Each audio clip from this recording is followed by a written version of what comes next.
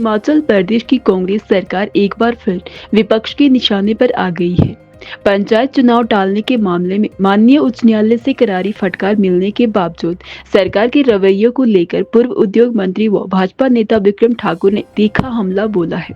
उन्होंने कहा कि सुक्खू सरकार के लिए न्याय, लोकतंत्र और संविधान नहीं बल्कि सत्ता का अहंकार सर्वोपरि है। विक्रम ठाकुर ने कहा कि हाईकोर्ट के स्पष्ट और विवेकपूर्ण आदेश के बाद भी सरकार का सुप्रीम कोर्ट जाने का संकेत देना इस बात का प्रमाण है कि वह न्यायपालिका के फैसलों का सम्मान नहीं करती।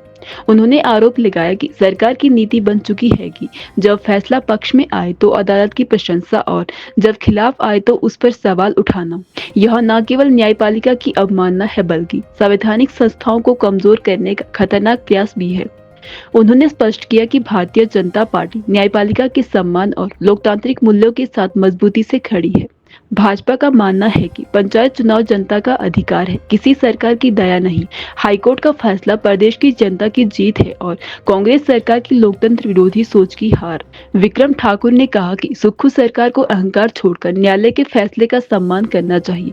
यदि सरकार सुप्रीम कोर्ट जाती है तो प्रदेश की जनता यह भलीभांति समझती है कि यह लड़ाई विकास या जनहित की नहीं बल्कि सत्ता की नशे में चूर सरकार की ईगो सेटिस्फेक्शन की लड़ाई है। उन्होंने दो टूक कहा, अदालतें संविधान से चलती है, किसी मुख्यमंत्री के अहंकार से नहीं। माननीय उच्च न्यायालय द्वारा हिमाचल प्रदेश में पंचायतों के चुनाव 30 अप्रैल तक करने का निर्णय स्वागत योग्य है, लेकिन इस बात का दुख है कि इस प्रदेश के मुख्यमंत्री जिनको इस निर्णय से बहुत तकलीफ है, क्योंकि वो नहीं चाहते कि पंचायतों के चुनाव जो हैं वो अप्रैल महीने में हों।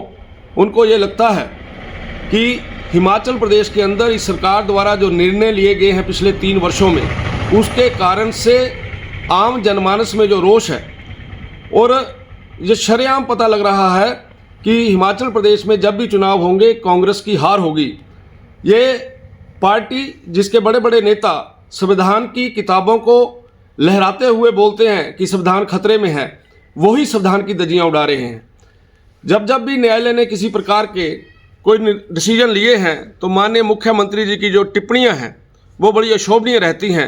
मुझे इस बात का दुख है कि माननीय मुख्यमंत्री जी को इस निर्णय का स्वागत करना चाहिए था, लेकिन वो इस निर्णय का स्वागत न करते हुए इसके ऊपर इस प्रकार की टिप्पणियां कर रही हैं जिससे आम जनमानस दुखी हुआ है।